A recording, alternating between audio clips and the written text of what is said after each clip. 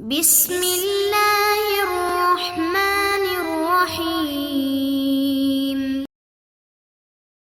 السلام علیکم ورحمۃ اللہ وبرکاتہ۔ بسم اللہ الرحمن الرحیم۔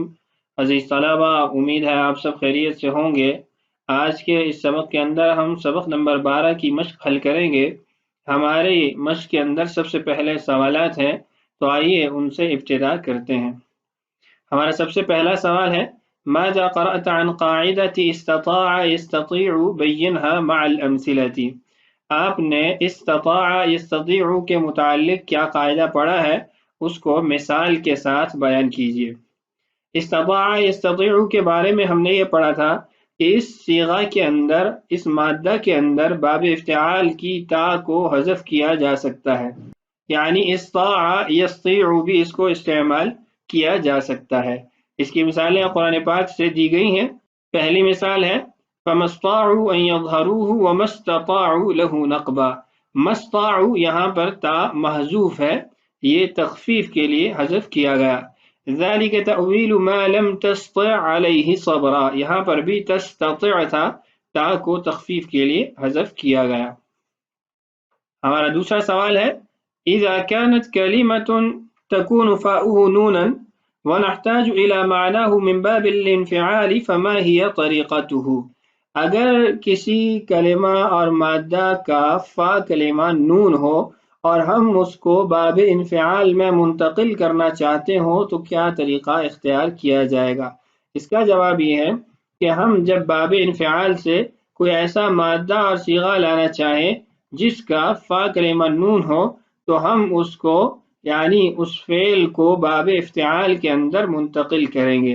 جیسے نکسا، اس کا فا کلمہ نون ہے، تو جب ہم اس سے انفعال کا معنی حاصل کرنا چاہیں تو ہم اس کو باب افتعال میں منتقل کر دیں گے، یعنی نکسا سے انتکسا بن جائے گا۔ ہمارا تیسرا سوال ہے، ما ہی علامت باب الافعلال؟ باب افعلال کی علامت کیا ہے؟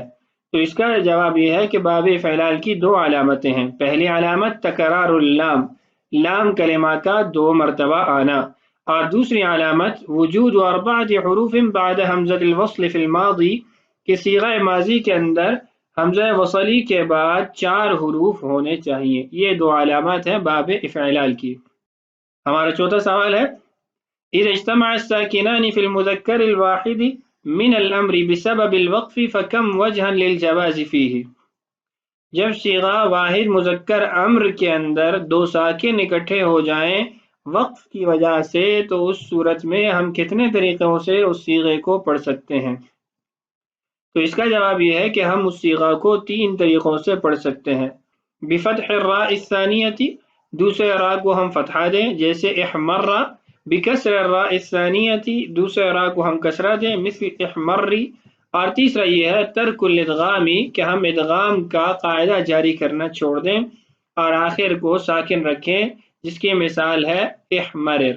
تو یہ 3 صورتیں تھیں جو ہم اختیار کر سکتے ہیں۔ آخری سوال ہے، ماذا قرأت عن حرکت اللام فی باب الافعلال بین ذلك مع الامثلة؟ آپ نے باب افعلال کے اندر لام کلمہ کی حرکت کے بارے میں کیا پڑھا ہے، اس کو مثال سے بیان کیجیے۔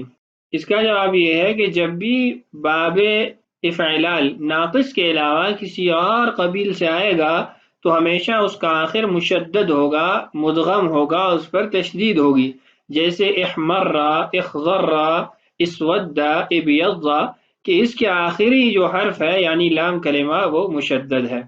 البتہ اگر فعل ناقص ہو تو اس صورت کے اندر تشدید نہیں ہوگی، ادغام کی صورت نہیں ہوگی، اس لیے کہ اس کے اندر لفیف اور ناقص کے اپنے قواعد جاری ہوتے ہیں، جس سے 2 حروف متجانس باقی ظاہری طور پر نہیں رہتے، بلکہ وہ قاعدے کی وجہ سے اپنی حالت، جو ظاہری حالت ہوتی ہے، اس کو تبدیل کر دیتے ہیں، جس کی مثال ہم نے سبق کے اندر ارعاوا پڑھی تھی، کہ ارعاوا اصل میں ارعاوا ہے۔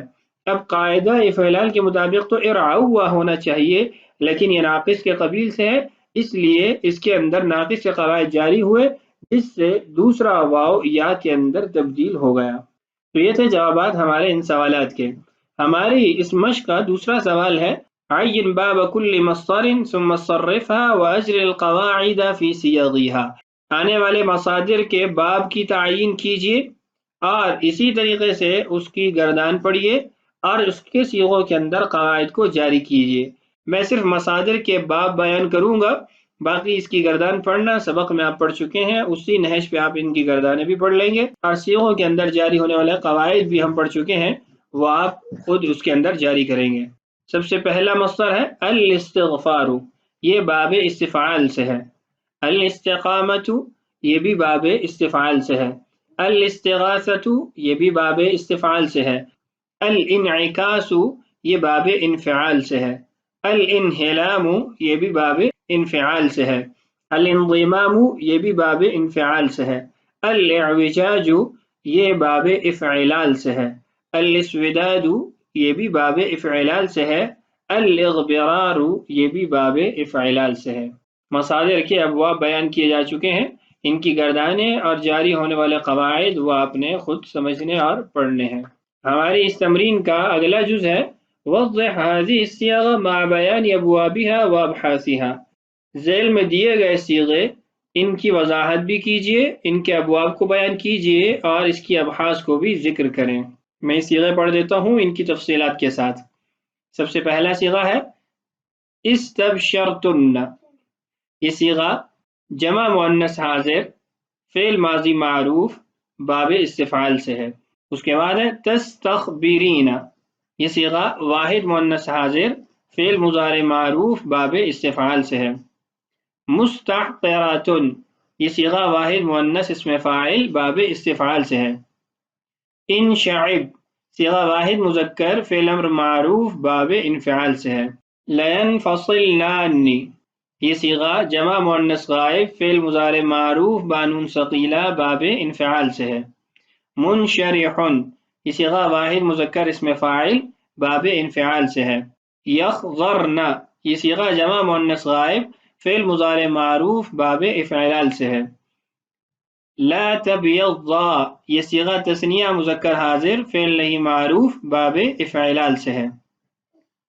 یبغضن، یہ صیغہ جمع مؤنث غائب فعل مضارع معروف باب افعال سے ہے۔ لم یخضرر، صیغہ واحد مذکر غائب فعل نفی جہت بلم باب افعال سے ہے۔ اشد انحرافا، یہ اس میں تفضیل کا صیغہ ہے۔ انقسمی، یہ صیغہ واحد مؤنث حاضر فعل امر معروف باب انفعال سے ہے۔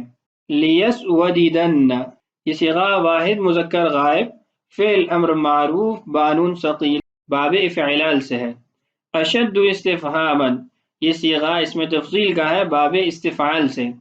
اکثر استمتاعا، یہ بھی صیغہ اس میں تفضیل ہے باب استفعال سے۔ ما به الاصفرار، یہ صیغہ اعلیٰ کے لیے استعمال ہوتا ہے باب افعال سے۔ ما به الاستخراج، یہ بھی باب استفعال سے اعلیٰ کا صیغہ ہے۔